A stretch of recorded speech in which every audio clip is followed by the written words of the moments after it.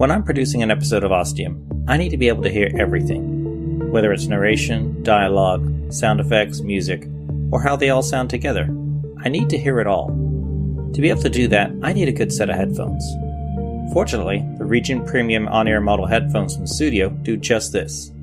The sound is crisp, clear, and I'm able to make the episode sound exactly how I want it to. Studio is a Swedish headphone company looking to revolutionize the way people see headphones. Not just as a tech device, but also an accessory. Currently, the headphones market can offer you one of two things, style or tech. Fashionable headphones tend to lack the proper sound quality, and high-tech variations are bulky and not design-oriented. Studio wants to bridge that gap. While emphasizing their modern Scandinavian design, they also provide a product that matches the quality of even the highest-rated headphones on the market, for a fraction of the cost. What do I like in particular about my Region headphones? 1. They're wireless. Having to deal with where I put the cord so it's not in the way is really annoying, let me tell you. Plus, I get over 24 hours of battery life out of these guys, so I don't need to keep charging them. They easily connect to any Bluetooth device, and I have no problem switching between my cell phone and laptop. So why not check them out at sudio.com. That's sudio.com. If you see something you like, be sure to enter the offer code OSTIUM to get 15% off your order. No, I'm not going to spell out the name of the show. You should know that. Plus, you automatically get free worldwide shipping and a snazzy tote bag. And yes, the name is a reference to the famous Phil Collins song. As a huge fan, this is a really big deal for me. So, sudio.com, offer code OSTIUM, 15% off, free shipping, free snazzy tote bag. Check it out.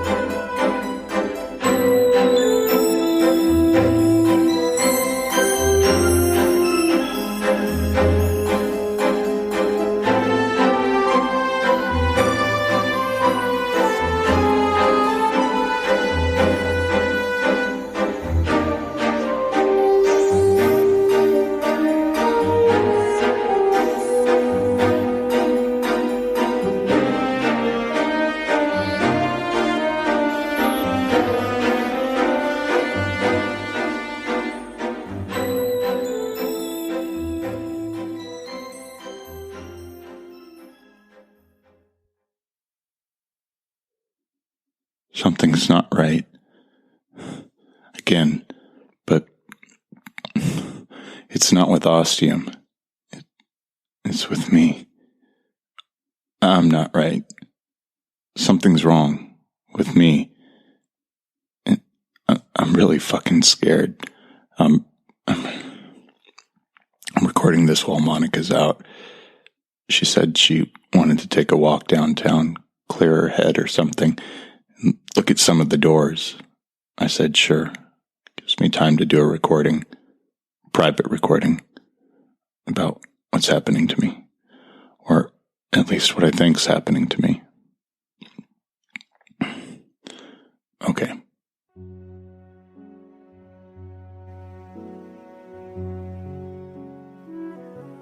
Today began like it has for the last couple of days, with me waking up in Monica's bed, next to Monica. And she's usually naked, as I am, which is totally awesome. Sorry, definitely still enjoying this honeymoon period of great sex that I hope never ends. But it's weird. I feel different in the mornings now, when I wake up. I don't want to talk to Monica about it, at least not yet. Maybe down the road a bit, when I can make more sense of it, I might. It just seems superficial right now, like it's not really something to get all worked up about, even though that's exactly what I'm doing. Because I just don't feel right. Right in my mind. In my right mind. Things are hazy and fuzzy, like a bunch of pink cotton candy got stuffed into my skull. And then, as things start to clear, I find I can't remember things exactly, or as well as I did the day before. All the important stuff is there just fine. My history, memories of my life before Ostium, my family, my work, all the thousands of books I've read, even the bad ones, unfortunately.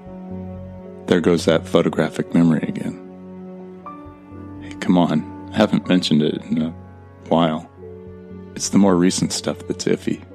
The really recent stuff about Ostium. I remember all the doors and all the important stuff about Ostium, except what I need to remember that I can't anymore. It's to do with how Ostium was making me feel.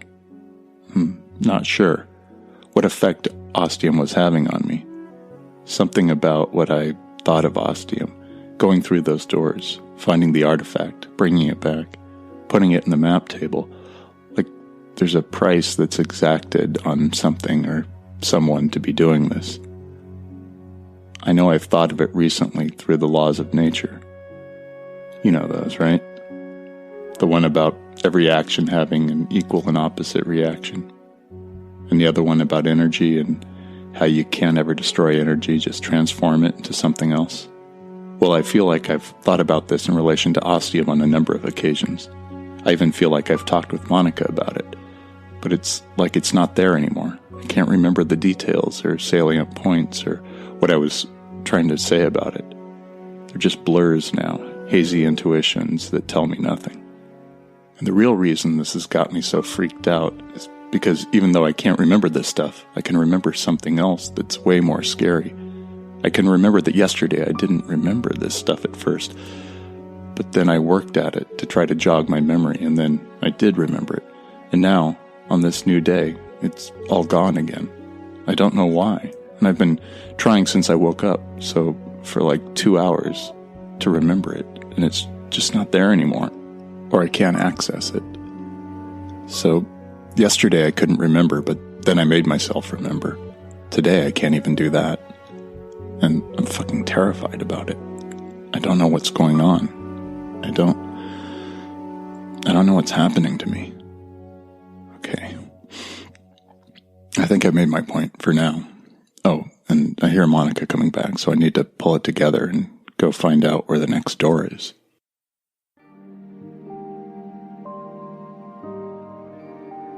I've got a moment while Monica takes a quick shower, and then we're gonna head out for the next door. When she got back, I had a quick chat about me doing some live recordings. Her immediate reaction was a big fucking no. She wants to keep out of all that stuff and focus on getting the artifacts and getting the hell out of there before the blackness starts coming in like a racing San Francisco fog. He's called Carl, by the way. The fog of the city by the bay. And find Steve. I cooled down a bit and explained myself.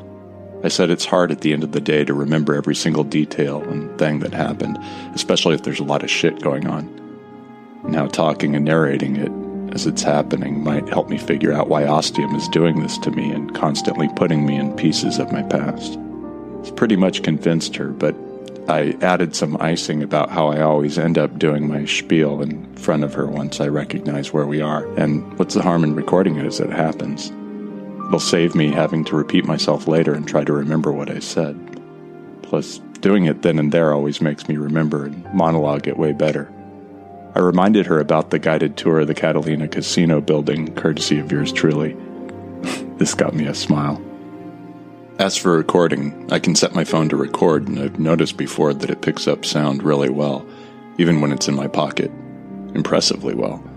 Like there's something helping it record that clearly, or there's something, perhaps, supernatural about the recording app I use.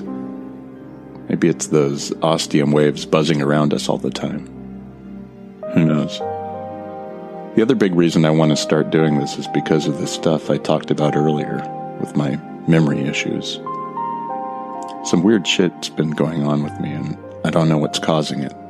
But I do know recording everything as it happens like this can only help me try to figure it out and ultimately help get my memory back. There's also one point I have to make real quick before I run out of time and let my subconscious slap me for even thinking of saying this, but what if Monica has something to do with it? What if she's causing this to happen to me? I know, it sounds crazy, what with all the sex and how great we are together and how it really seems like I make her happy. I know she makes me happy, and we're a team, so it's a couple 100 miles beyond far-fetched, and yet I just don't know. It's a big if. But it's still an if.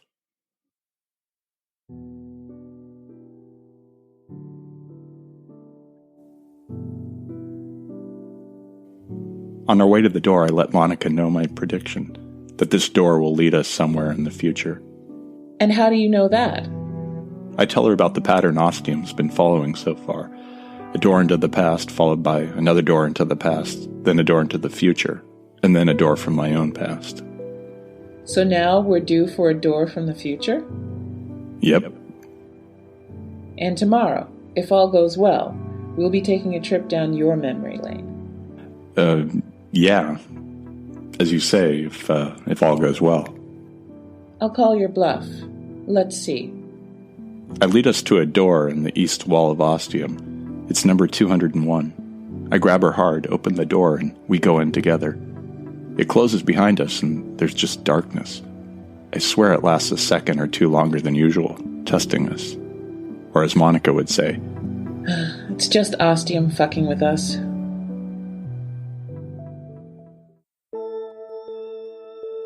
Then there's a whooshing sound, and the door in front of us splits open into two doors, each side receding into the wall. Before us is a whole lot of metal. Metal walls, metal ceiling, metal floor. I hear a humming. There's some sort of indirect lighting that you can't really see, and yet you can see the hall in front of us just fine. I step out, not wanting the doors to close on us, and somehow trap us in some sort of Ostium limbo. I actually shiver at this thought. Yeah, let's not get stuck here, Monica says, joining me. Within a single look, we both know the same thing. The hallway we're standing in is awesomely futuristic. I should have made you place a bet on my prediction. She just gives me a look. Too soon, I guess. It's a hallway of doors, as hallways tend to be. Though these doors are all cool Star Trek-looking ones that whoosh open as you approach them. But it all feels kind of overwhelming here. Our door has remained open for a bit and now closes once we move away from it. Ostium is printed across it in big red letters, so we'll be able to see it from pretty far away. I walk up to another door. It opens and gives me a view of another hallway with lots of other doors. I try a few more, Monica tagging along, and we find more of the same. This is starting to tell me that we're either in a really big spaceship, like that George R.R. Martin short story series. No, not the one about knights and dragons and Westeros. It was about this crazy spaceman called Tuff and his travels across the galaxy in a ship that was literally multiple kilometers long. Alternatively, we could be on something like a space station or a settled planet with future tech, or something else entirely. My mind is flipping through the science fiction ideas and possibilities I've read, like John Cusack flipping through his vinyl in the High Fidelity movie. I'm also very excited about being here and the possibilities of what we're actually standing on. Why is your hand so sweaty? And then I tell her where we could be. So basically this is a sci-fi wet dream for you. Yeah, that pretty much sums it up. Then I see a box-like shape on the right wall ahead. I jog up to it.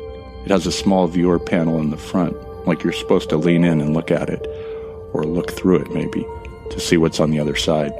Maybe I'll be able to get an idea where we are, or at least see what space looks like on the other side of this wall. I put my face up to the viewer panel and a frame extends out to block out light and allows me to focus better. I rest my face against the frame, which is supportive and comfortable. What I see on the other side defies my logic at first. I just can't wrap my mind around what I'm seeing, because it takes time. I pull away and look at Monica with a dry lake bed of frown lines on my forehead. Let me take a look, Brainiac. She peers in and watches for about 10 seconds, and she pulls away. I don't get it. It's a big, bright ball. Really bright. Really big. Is it like the opposite of the Death Star or something? I just shake my head, my brain working in overdrive, going through those science fiction ideas now like a flip book. And then I suddenly find what I'm looking for. No, it's much more than that. Though 100 points to Gryffindor for the Star Trek reference. I believe that's Star Wars. Another 100 points. I was testing you. No, it's not just a big bright ball. It's a fucking star. We're in a Dyson sphere.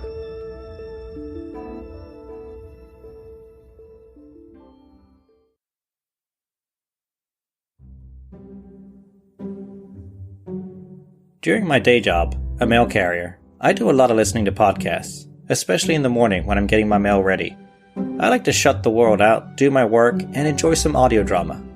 And I need a good pair of headphones to do that. The Regent on-air model from Studio is perfect for me. They have a really great crisp sound, so I can hear everyone talking and every little sound effect in the background. They're wireless, which is a big deal for me. I need to move around a lot in my case, and I don't like to deal with any headphone cords that could easily get in the way. There's over 24 hours of active battery life and 20 days of standby life, so I don't have to keep charging them. And if I forget, it's no big deal. I like these headphones because they're really light and slim. Plus, they fold together to take up less space. Check them out at sudio.com, sudio.com. At checkout, you can get 15% off your order by using the offer code Ostium. You get free shipping worldwide, plus a nifty tote bag.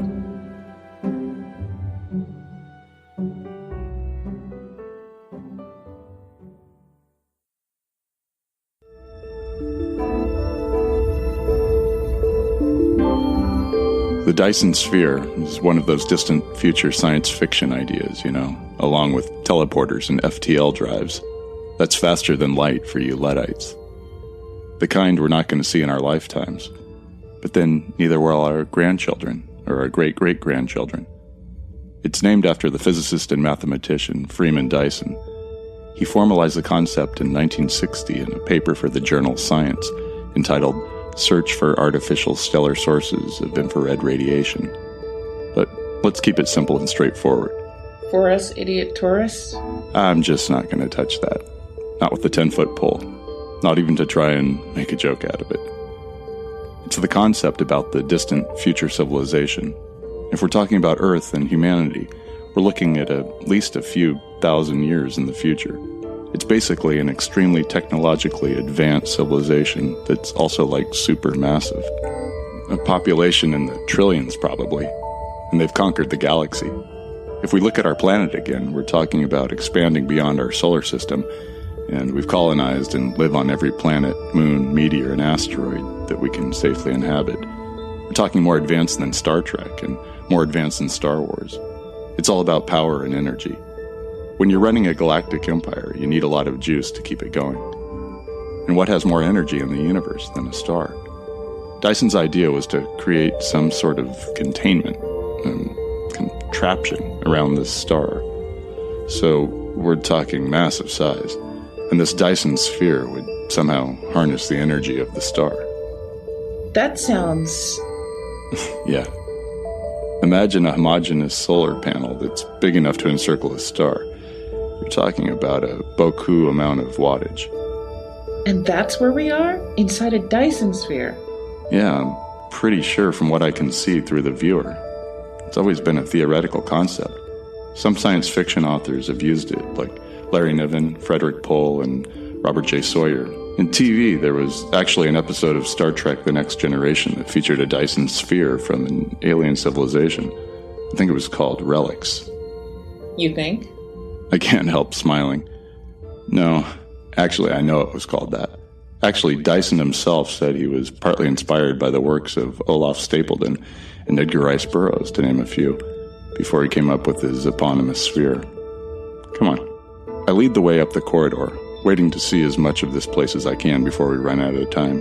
It actually feels like being on an episode of Star Trek, except those were all sets and this is the real deal. But this means we're surrounded by technology that's millennia into our future. At the same time, this place is huge, massive. We have to be constructive in how we look around. As usual, the most important thing is to locate and collect the artifact. So that's what I'm focusing on. I take a deep breath, clear my mind, and concentrate on where I'm being drawn. Monica knows what I'm doing, and now she's frowning at me as I narrate this. I'm peeking at her. It's kind of cute. And now I've got a smile. Back to honing in. I can feel it, that gentle pull I've become so familiar and comfortable with, drawing me along. We pass through a door as it whooshes open, then another, and then another. We go through 5 doors, and it feels like each successive room we enter, I can see more details of this incredible advanced civilization, and want to spend valuable time studying it, but can't. Plus Monica is ready to drag me along if I start to dawdle. And then we're in a hangar-sized room. It's just overwhelmingly huge. And I'm immediately reminded of that exhibit room in the base on Mars with pieces of Earth's past and its exploration of the red planet.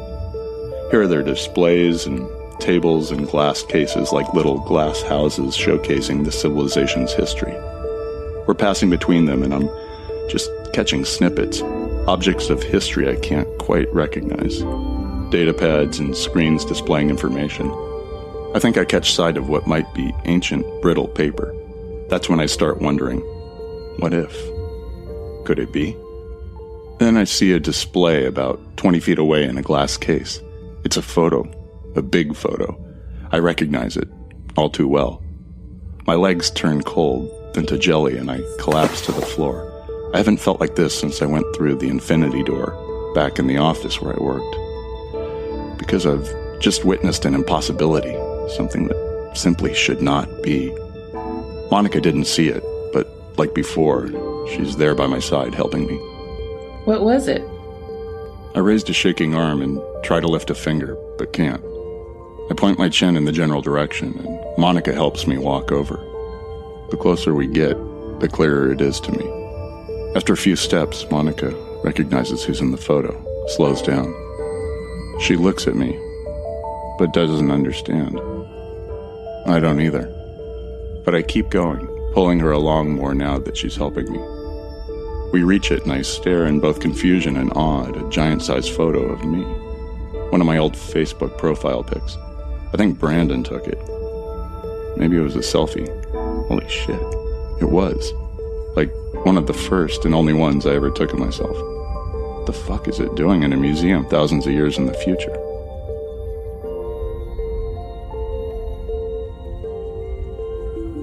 Fortunately, there's a screen below the photo of me with a big block of text. Even more fortunately, it's in English. I don't need to start reading it to know that the star this Dyson sphere is encircling is ours. Sun. Sol. The one belonging to our solar system.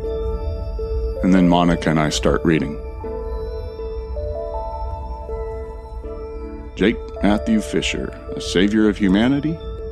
In a time of strife and suffering, where the number of dead was an everyday mounting number, there was purportedly one who changed that, who helped those in need, who rescued those who were lost. It is a period now deep in our history, millennia ago, where much of the history and knowledge has been lost. But this is one story that has survived across the ages, carried through time and across space by word of mouth, by text, by subsonic message, who knows? We no longer know the when or the how, or even the why. All we know is the what. The what. What records we have are vague and their accuracy is in question. But sometime during the earlier part of the 21st century, planet Earth was hit with a bizarre series of catastrophic events that seemed to come out of nowhere. They occurred unexpectedly and at random across the globe. It is unknown exactly how many people died from each horrific event, but that number was, at the minimum, in the thousands and likely reached into the tens and potentially hundreds of thousands. The events. While this is not thought to be a complete list of the catastrophic events experienced by our home planet during these troublesome times, this list is as complete as possible. Any further events or details discovered will be added to this list as needed. Original terminology has been used for these events. You can research further using your datapad in the museum application. Radiation. Due to a nuclear plant malfunction, a radioactive cloud spread across the continent of Europe. Virus. A devastating new strain of the Ebola virus erupted in the Democratic Republic of Congo. Earthquake. A tectonic tremor of a level never seen before occurred in the western Pacific Ocean, generating a record-sized tsunami or tidal wave that swept across Japan and the east coast of China. Tanker, a ship carrying crude oil, ran aground along the south coast of Britain, and the polluting oil reached the coasts of France and Spain. United States. A series of mass disappearances struck the United States of America during this time, specifically the state of California, where it is thought Jake lived. The concept of people or groups of people going missing has a deep and disturbing history throughout the world. Some notable ones include the lost colony of Roanoke in the United States, a sailing vessel called the Mary Celeste in the Atlantic Ocean. An island off the coast of California called Catalina had its entire population suddenly disappear. The great city of San Francisco had a mass of its people in the center suddenly vanish. The Northern California coastal town of Fort Bragg somehow suffered a similar fate when all of its people simply vanished. While these strange disappearances don't seem to relate to the aforementioned catastrophic events, according to the literature, they are always mentioned together. The legend. As with all stories that had their genesis moment long ago and have been passed down through time via various means, the question of their veracity always comes into consideration. But what can perhaps be considered a tenet of these tales, these legends and fables, is at the heart there is an important kernel of truth. With the story of Jake Matthew Fisher, it is perhaps impossible to separate the fact from fiction, so here we give you the whole story as we have been able to deduce from the research. Again, if you research yourself, you'll find a multitude of alternate, parallel, and conflicting theories on this enigmatic and mysterious person. We seek here to present you with the simplest and most concrete version of the tale. At some point after all these strange and terrible events, it is unclear how much time, whether months or years or decades or perhaps even centuries, all the people were somehow, suddenly, and irrevocably returned to life and restored to where they lived. One moment they were gone, non-existent, and the next they were brought back. The catastrophic events, the damage, all was undone, as if it had never happened, and all those many, many people were hale and healthy again. What Jake Matthew Fisher had to do with this, that remains unknown and mysterious. But for every single one of these people that came back, his name was the first word on their lips.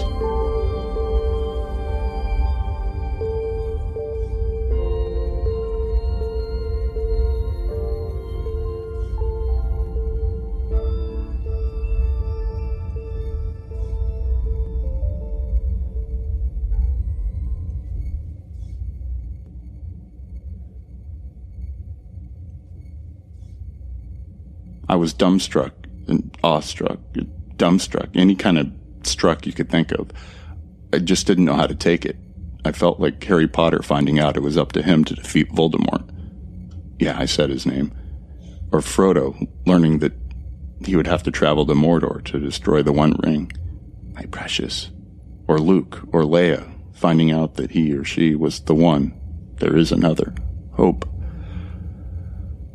I fucking felt like King Ralph, finding out that he was next in line to become King of England. It was impossible, inconceivable, and overwhelming.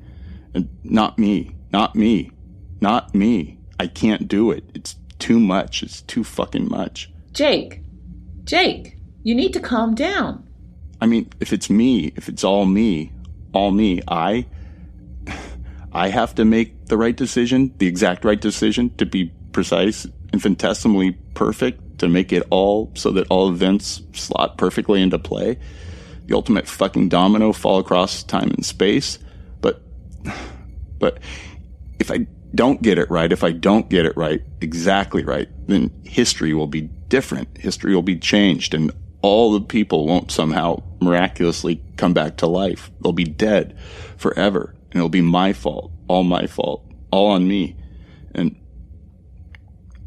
that means that the present will be changed, because if you change the past, then the present gets changed. And that means it affects us here and right fucking now. And if that happens, then maybe we'll just completely fucking cease to exist. And that's when a part of me comes back to reality. The part of me that's able to speak in complete sentences right now and sees Monica watching me lose it. watching me completely break down, and that's when I watch her reach into her pockets and take out these silvery-looking gloves. She slips them on with ease, like she's done it 1,000 times before, and she holds her hands a foot apart, and this bright white beam of electricity passes between them, sparking and snapping like the ultimate bug zapper. She looks at me, and I can't hear what she says because it's so noisy and I'm simultaneously losing my mind, but I'm able to read her lips. I'm sorry, Jake. And then she comes at me fast and everything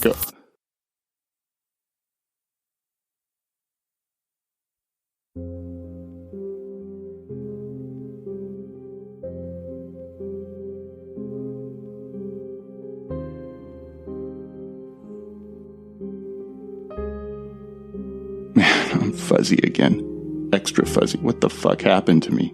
I'm pulling myself into a sitting up position. The world spins for a second and then settles, like it suddenly remembered the fundamental law of gravity. I'm in bed in the clock tower in Ostium. What happened? And then I see Monica come in with a glass of water and a drink. She explained it all to me. We went through one of the doors, 201, I think. And you said we were in a thing called a Dyson sphere. You were nerding out pretty hard, giving me the full tour. You were honing in on the artifact. Said you knew it was in this room. And you found it. This little metal ball. Looked like a ping-pong ball-sized Death Star. And then you turned white. White as fucking milk. I ran to you, but you collapsed before I could reach you. Smacked your head on the ground something hard. It made my head ache just hearing it. You were out cold, and then I heard the blackness. Coming fast, because you weren't doing your magic trick with it, so I didn't waste time. Threw you over my shoulder like the combat soldier I am and hoofed it back through the door to here. You've been out for about 2 hours, but you still look like shit. Thanks. I feel like it. I look at my pale arms. My skin feels clammy. I'm sweaty, hot and cold. I'm gonna let you rest now. Catch some shut-eye. If you sleep through the night. Good. Thanks, I say again, laying my head back down on the pillow. There's a strange look in her eyes. It's like she's happy to see me, but not completely. She also looks scared. I don't get it. She leaves, closing the door quietly. As I feel sleep taking its hold over me again, I think about how everything Monica just told me means nothing. Absolutely nothing. Because I can't remember a single thing. And this feels like it's not the first time it's happened. I'm so fucking scared.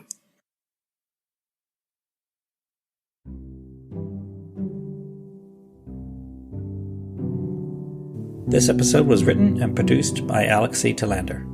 The voice of Jake is performed by Chris Fletcher. The voice of Monica is performed by Georgia Mckenzie. All the music is composed by Chris Fletcher. All artwork is done by Sara Warren. Sound effects are courtesy of the incredible people at freesound.org. For a transcript of this episode, please visit ostiumpodcast.com. Reviews are the lifeblood of podcasts. Reviews are one way people discover new podcasts.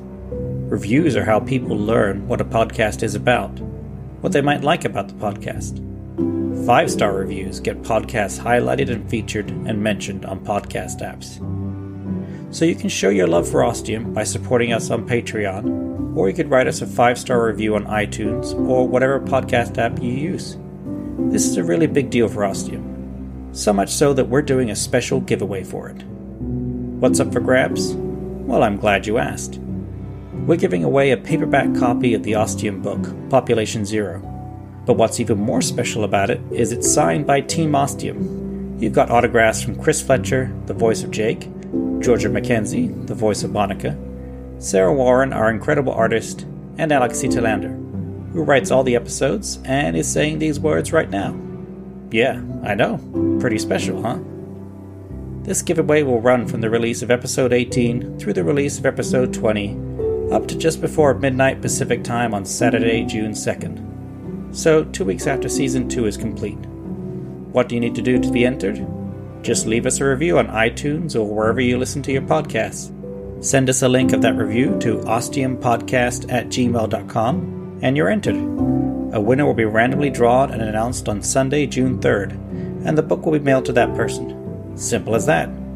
So, time to get reviewing. This week's podcast recommendation is The Bridge. Welcome to the Transcontinental Bridge.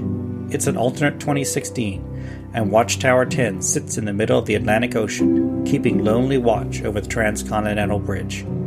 But totally unknowns to each Watchtower's crew, these stations also hold a secret that could potentially destroy the world, or save it.